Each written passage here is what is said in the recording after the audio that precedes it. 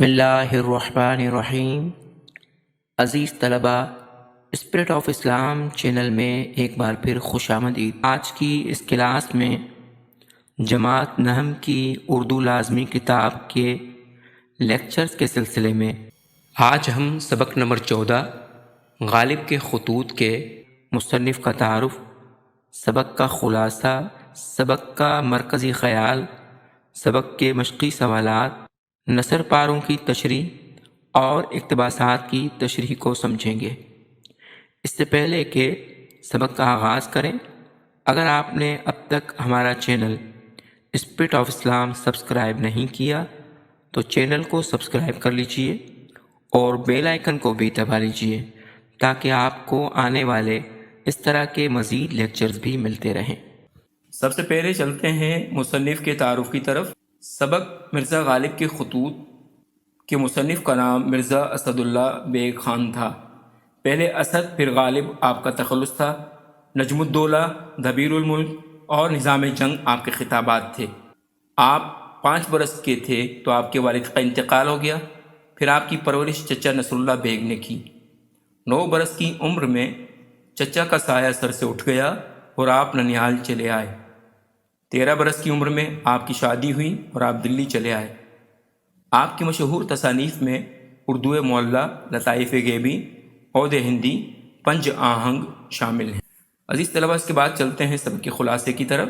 اس سبق میں خط نمبر 1 کا خلاصہ بیان کیا گیا ہے جو مرزا غالب نے بنام ہرگوپال تفتہ کے نام لکھا تھا۔ مرزا غالب نے یہ خط بروز پیر 27 دسمبر 1858 عیسوی کو منشی ہرگوپال تفتہ کے نام تحریر کیا، جس میں لکھتے ہیں کہ گوپال، تم ایسے ہی روٹھے رہو گے، کبھی یہ روٹھنا ختم بھی کرو گے؟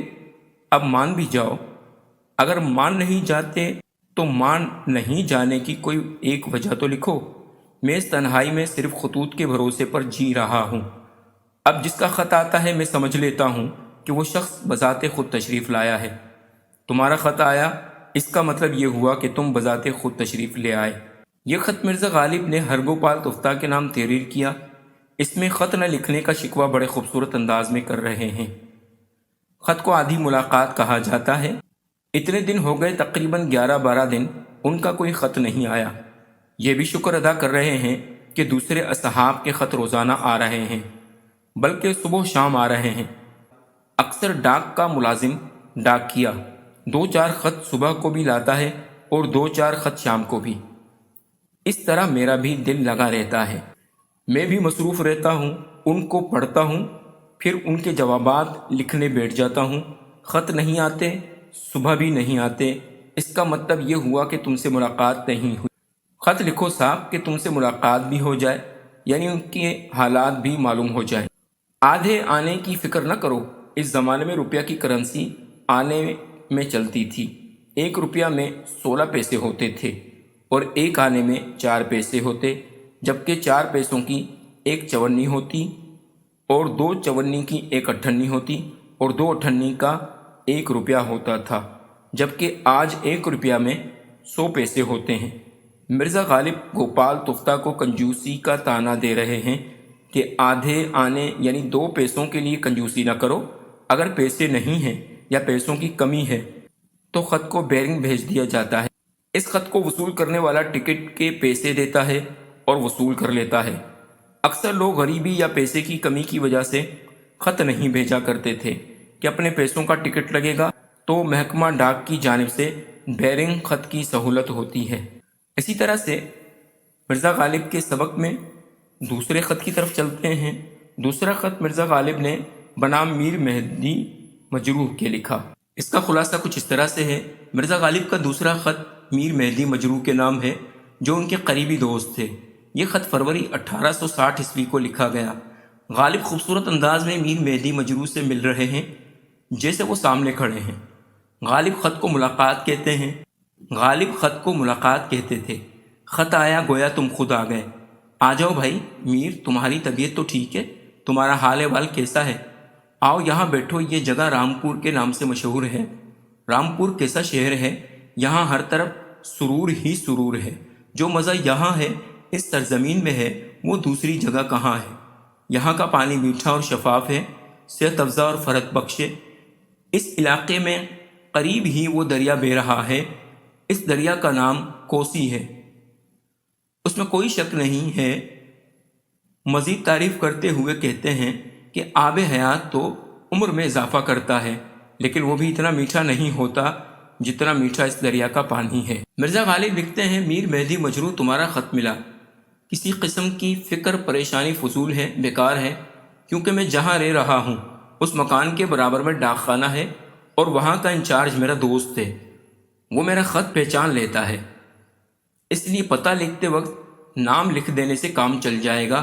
نہ عرفیت کی لکھنے کی ضرورت ہے، نہ القاب کی، نہ محلے کی، نہ پتے کی، بس نام لکھ دو بغیر کسی وسوسے اور وہم کے، صرف نام غالب ہی کافی ہے، فوراً میرے پاس پہنچ جائے گا۔ خوب پیارے خط لکھو اور اسے جوابات بھی فوراً ملیں گے۔ یہاں حالات درست ہیں، ہر طرح سے صورتحال بہتر ہے، صحت کی طرف سے فکر رہتی ہے، اچھے لوگوں کا مہمان ہوں، ابھی تو بہت اچھی مہمان نوازی کی جا رہی ہے، دونوں لڑکے میرے ساتھ موجود ہیں۔ اچانک غالب یہ کہہ کر خط ختم کر رہے ہیں کہ اب میں اس سے زیادہ نہیں لکھ سکتا، غالباً کوئی ایسی مصروفیت سامنے ہوگی جس کے باعث مزید لکھنا ممکن نہیں ہوگا۔ عزیز طلبہ، چلتے ہیں مشقی سوالات کی طرف، جس میں سوال نمبر 1 ہے، درج ذیل سوالوں کے جواب دیجیے۔ جس میں پہلا سوال ہے، غالب نے کس مقام سے میر مہدی مجروح کے نام خط تحریر کیا؟ اس کا جواب ہے، غالب نے رامپور سے میر مہدی مجروح کے نام خط تحریر کیا۔ تیسرا سوال ہے، غالب نے دریائے کوسی کے پانی کی کیا خصوصیات بیان کی ہیں؟ اس کا جواب ہے، غالب دریائے کوسی کے پانی کی خاصیت بیان کرتے ہوئے کہتے ہیں کہ بے شک چشمہ آب حیات کی کوئی شاخ اس میں ملی ہوئی ہے، کہتے ہیں اگر ایسا ہے بھی تو آب حیات تو صرف عمر بڑھاتا ہے، لیکن اتنا میٹھا نہیں ہوگا جتنا دریائے کوسی۔ اس کے بعد سوال ہے، بیرنگ خط سے کیا مراد ہے؟ اس کا جواب ہے، بیرنگ خط کا مطلب بغیر ٹکٹ کا خط ہے، جس کی پوسٹ کا خرچ ڈاک موصول کرنے والا دیتا ہے۔ اس کے بعد اگلا سوال ہے، منشی ہرگوپال تفتہ کے نام خط کا آغاز کس طرح کیا گیا ہے؟ اس کا جواب ہے، منشی ہرگوپال تفتہ کے نام خط کا آغاز ان الفاظ سے کیا گیا ہے، کیوں صاحب روٹھے ہی رہو گے یا کبھی ملو گے بھی، اور اگر کسی طرح نہیں ملتے تو روٹھنے کی وجہ تو لکھو۔ اس کے بعد اگلا سوال ہے، غالب نے میر مہدی مجروح کو بے وسواس خط بھیج دینے کا کیوں کہا؟ اس کا جواب ہے، غالب نے میر مہدی مجروح کو بے وسواس خط بھیج دینے کا اس لیے کہا کہ ان کا مکان ڈاک گھر کے قریب تھا اور ڈاک منشی ان کا دوست تھا، نہ عرف لکھنے کی ضرورت تھی اور نہ محلہ لکھنے کی حاجت۔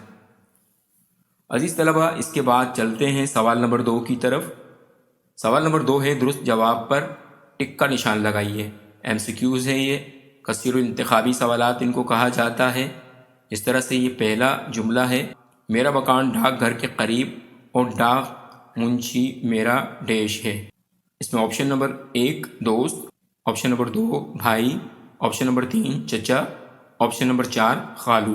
اس کا درست جواب ہے آپشن نمبر 1 دوست۔ دوسرا جملہ ہے، ہاں ہاں ہاں میرا پیارا آیا۔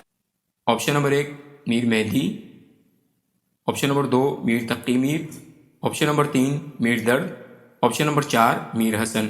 اس کا درست جواب ہے آپشن نمبر 1 میر مہدی۔ اس کے بعد تیسرا جملہ ہے، آب حیات بڑھاتا ہے، آپشن نمبر 1 مال کو، آپشن نمبر 2 دولت کو، آپشن نمبر 3 عمر کو، آپشن نمبر 4 فاصلے کو۔ اس کا درست جواب ہے آپشن نمبر 4 فاصلے کو۔ اس کے بعد تیسرا جملہ ہے، جس کا خط آیا میں نے جانا کہ وہ شخص لایا۔ اس کا آپشن نمبر 1 ہے تشریف، آپشن نمبر 2 خوشخبری، آپشن نمبر 3 پیغام، آپشن نمبر 4 تحفہ۔ اس کا درست جواب ہے آپشن نمبر 1 تشریف۔ اس کے بعد جملہ ہے، آدھ آنے میں نہ کرو، آپشن نمبر 1 تنگ، آپشن نمبر 2 بخل، آپشن نمبر 3 سخاوت، آپشن نمبر 4 فروخت۔ اس کا درست جواب ہے آپشن نمبر 4 فروخت۔ عزیز طلبہ، چلتے ہیں خالی جگہوں کے سوال کی طرف۔ سوال نمبر 3، درج ذیل خالی جگہیں درست لفظ لکھ کر پر کیجیے۔ جس میں پہلا جملہ ہے، یہ رامپور ہے جو ڈیش یہاں ہے وہ اور کہاں۔ اس میں نے پہلے سے لکھ دیا ہے لفظ لطف، تو یہ پورا جملہ بنے گا، یہ رامپور ہے جو لطف یہاں ہے وہ اور کہاں۔ اسی طرح سے دوسرا جملہ ہے شہر سے 150 قدم پر ایک دریا ہے. اس میں لفظ آئے گا 3. پورا جملہ بنے گا شہر سے 300 قدم پر ایک دریا ہے. تیسرا جملہ ہے کیوں صاحب ڈیش ہی رہو گے.